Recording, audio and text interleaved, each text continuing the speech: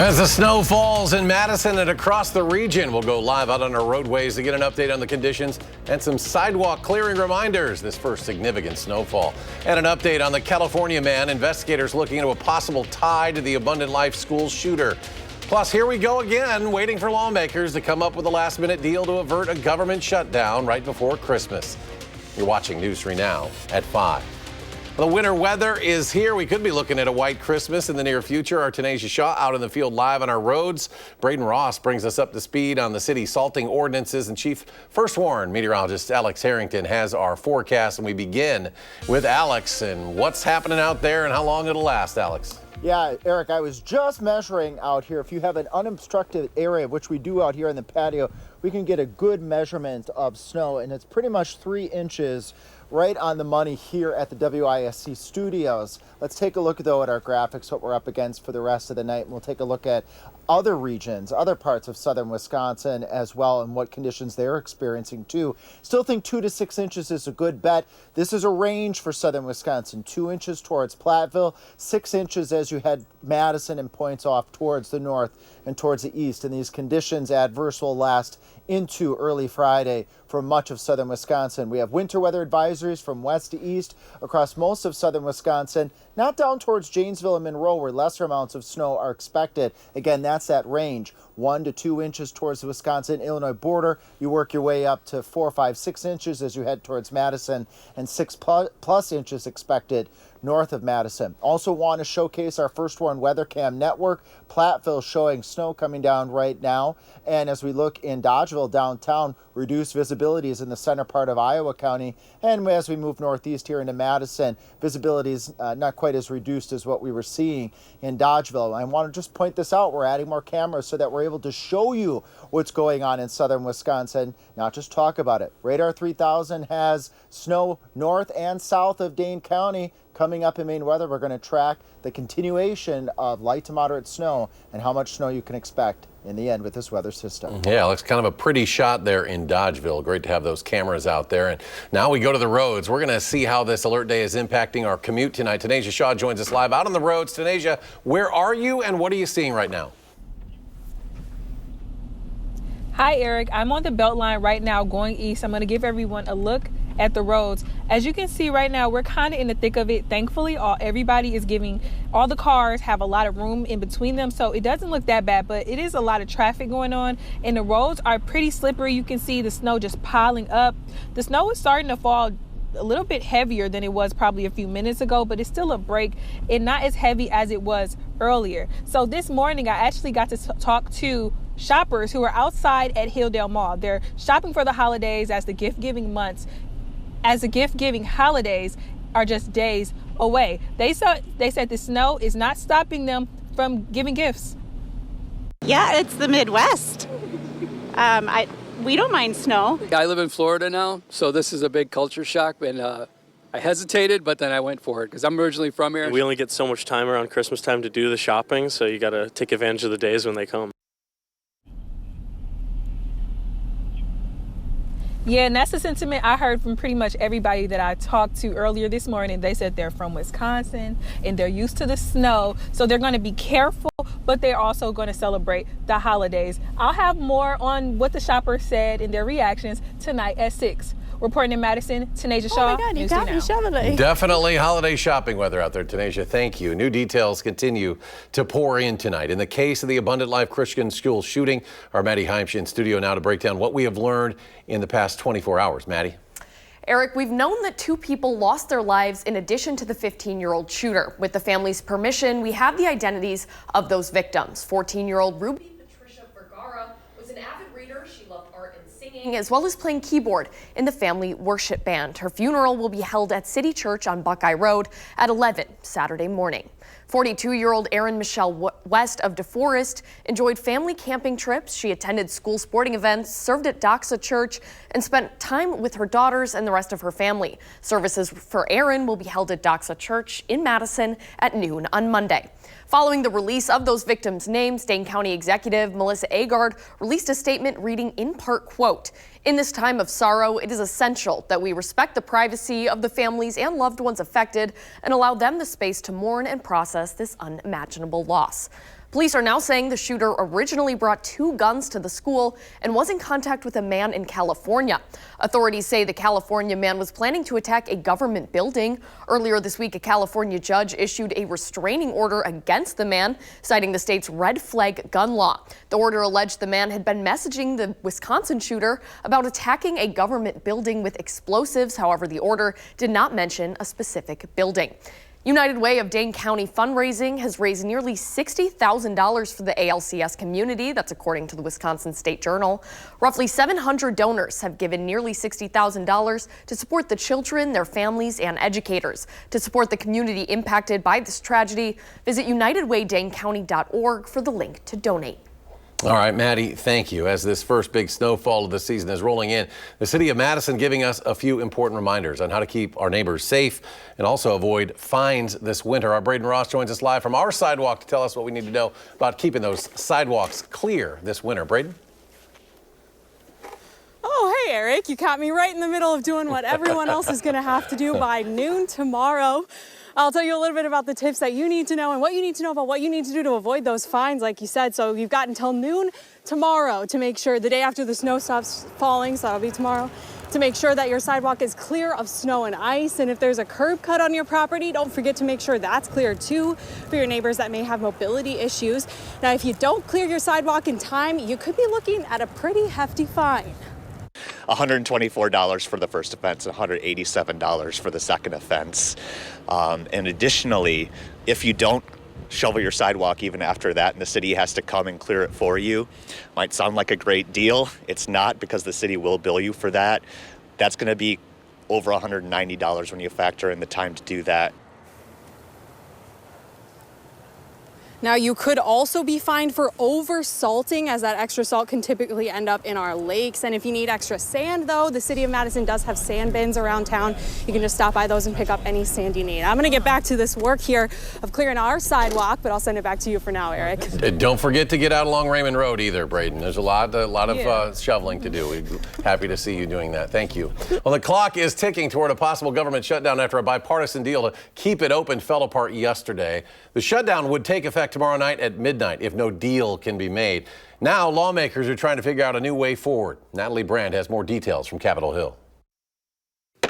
Less than 24 hours after a bipartisan deal unraveled, Republicans are divided over how to move forward. This is a situation created by Mike Johnson and his leadership team, who clearly failed to coordinate with President Trump, failed to coordinate with their own members, created this bill that's a disaster. President-elect Donald Trump upended the initial agreement late Wednesday. He told CBS News' Robert Costa that the bill included too many concessions for Democrats, and he now says that he'll oppose any deal that doesn't remove a law limiting how much money the federal government can borrow.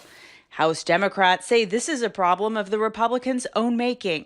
We are prepared to move forward with the bipartisan agreement that we thought was negotiated in good faith with House Republicans, along with Senate Democrats and Senate Republicans.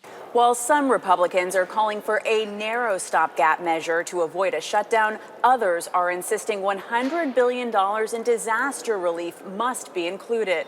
We're talking about a possible government shutdown here in Washington. Well, there are parts of this country that have been affected by the storm who are effectively shut down. And until we fund them, they have no hope. The latest funding fight also has some Republicans raising questions about Mike Johnson's future as House Speaker. This is what you get with Mike Johnson. You get total capitulation. The new Congress will vote for House Speaker January 3rd. Natalie Brand, CBS News, Capitol Hill. President-elect Trump told Fox News Johnson can stay Speaker of the House if he acts decisively and tough. Well, according to a new study, Wisconsinites are the least optimistic about their finances going into next year. MarketBeat.com surveyed 3,000 Americans, and Wisconsinites rated their optimism as a 5 out of 10.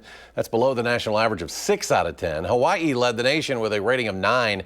Rising interest rates and global economic uncertainty are fueling concerns, but many Wisconsinites are focused on paying down debt, saving for the future, and reinvesting for long-term growth. Among the responders at Monday's shooting at Abundant Life was the Wisconsin Department of Justice. Our political reporter Will Keneally sat down with the agency's leader, Attorney General Josh Kaul, and he joins us live now at the Capitol with more on that conversation. Will? Yeah, Eric, that Office of School Safety is within the DOJ, and it provides resources during school shootings like this, including helping reunify families and offering crime victim assistance. Now, the Department of Justice also has a statewide intelligence center that marshals federal, state, and local resources to try and track any dangers that might be impacting Wisconsinites. And we asked Call about that intelligence center during our sit down in his office in the state capitol here. Those kinds of agencies, fusion centers, they work to identify potential threats. So if there's social media chatter or there's other information, they may identify that. But what information they receive or don't receive just depends on the circumstances of any individual case. Now, Call also tells us that he's not aware of any social media chatter that would have indicated anything about this week's shooting here in Madison. We'll have more from our conversation with Josh Call coming up tonight at 6. But for now, reporting from the state capitol, Will Keneally, News 3 Now. All right, Will, thank you. The Wisconsin Executive Residence is highlighting Alzheimer's awareness through the Gift of Hope exhibit. That display was created by the Alzheimer's Association of Wisconsin and features a purple-themed room to symbolize hope. That room also displays handcrafted ornaments from tribal, Hmong, Black American, and Hispanic communities. Visitors can explore interactive displays showcasing over 30 Alzheimer's research trials and the 12 milestones of Alzheimer's research. Those who put on the event want to remind all that the holidays can be especially tough for those battling the disease. The holidays can be a challenging time for people with Alzheimer's and their caregivers, and so we always encourage creating a calm environment, reducing noise, sticking to familiar routines. And I just want to say that our 24/7 helpline is always available for support and resources. The Wisconsin Executive Residence has provided a dementia-friendly space that supports individuals and caregivers. Attendees are also asked to see the Trial Match Service, which is a free service that connects people to Alzheimer's research. Chief Meteorologist Alex Harrington returns next. His complete forecast as we continue to monitor snowfall across the region. Plus, we know your children will get some tech gifts in the coming days. Next in our Time for Kids report with our partners at SSM Health, how to keep your children in check with their gadget use. And on Wall Street today, marginal movement after yesterday's big drops. The Dow gains 15 points, the NASDAQ loses another 20. S&P 500 falls just 5. We'll be right back.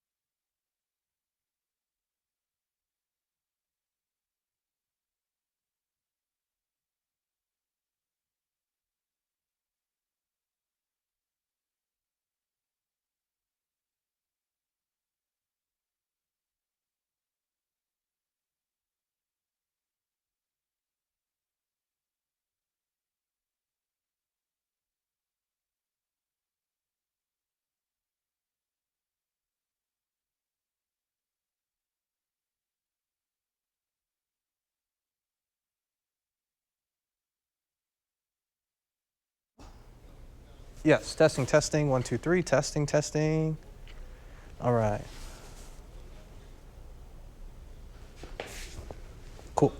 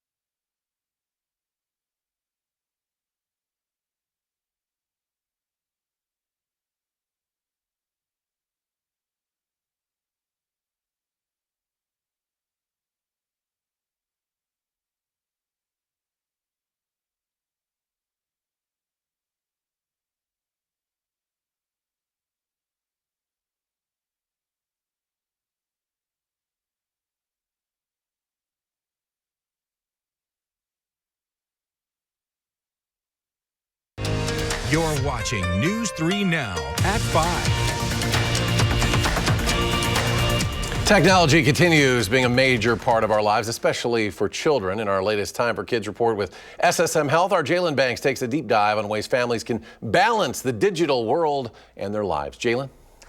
Eric, video games, tablets, computers, phones, social media, the list just goes on. Technology and digital media are ingrained into the lives of many people these days, and the digital world is ever evolving, meaning us parents have to stay on our toes.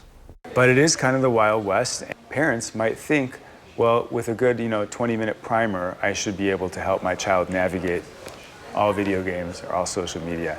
And again, it's a little bit simplistic, and it overlooks the fact that every one of these games and social media apps has its complete own ecosystem.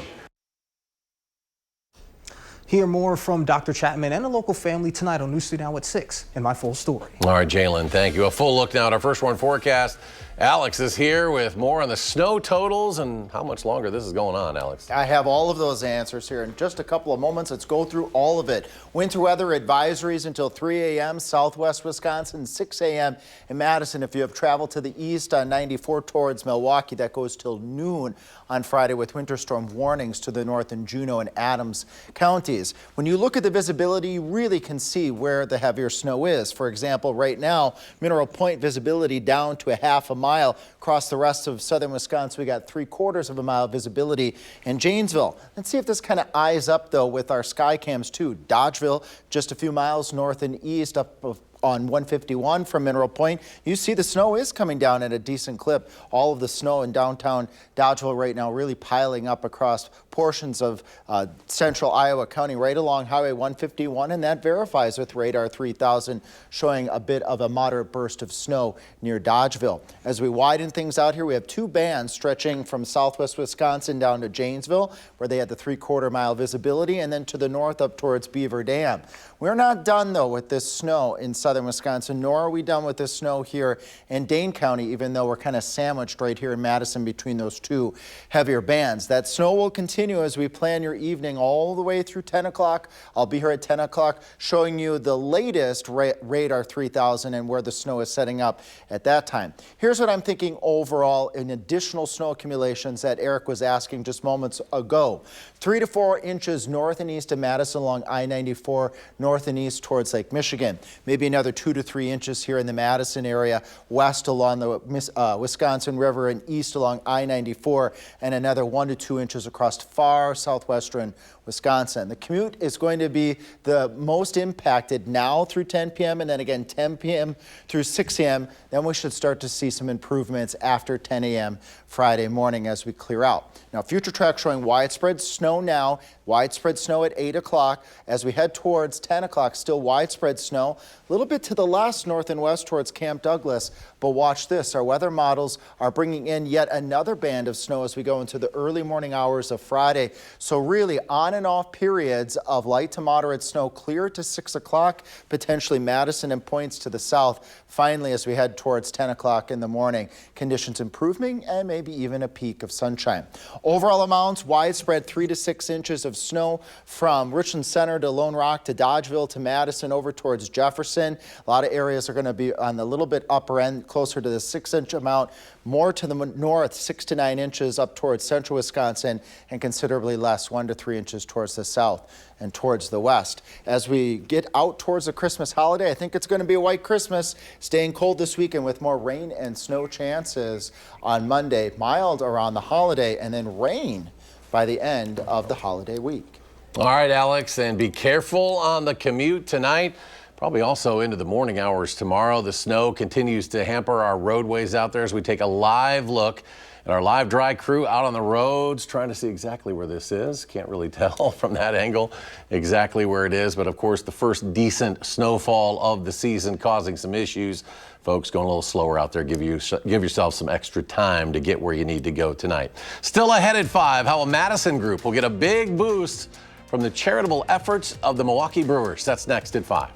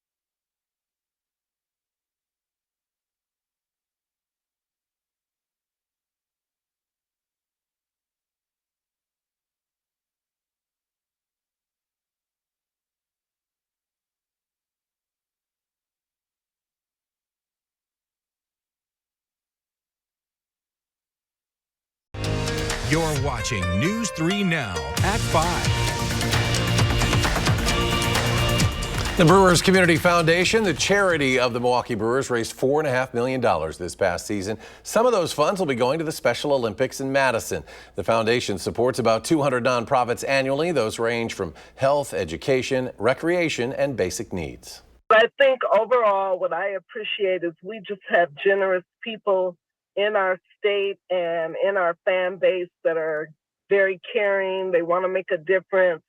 They look at the work that we've been doing, and I think people are very pleased to know that we're supporting primarily people that have needs, and we're trying to make a difference.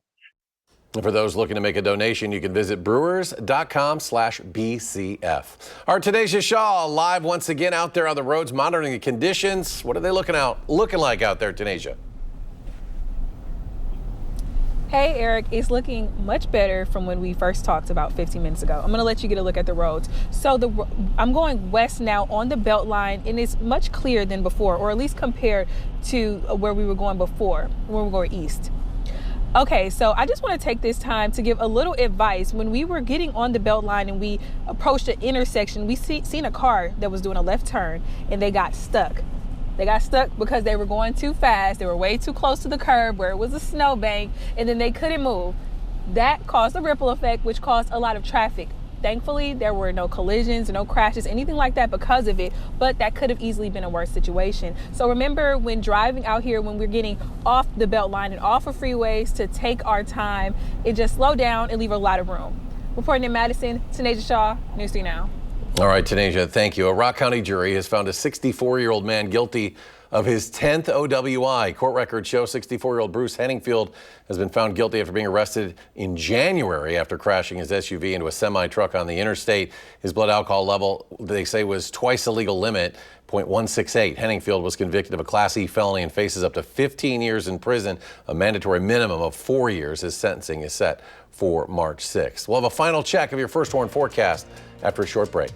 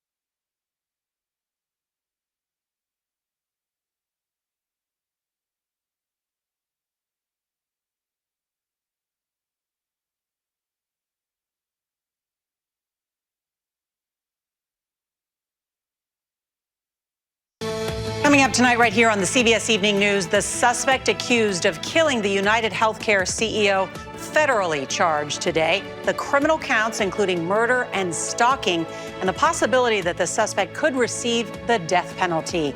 We've got that and more headlines tonight on the CBS Evening News. Santa traded in his reindeer for some rope. In Colorado, St. Nick rappelled down the walls of a children's hospital.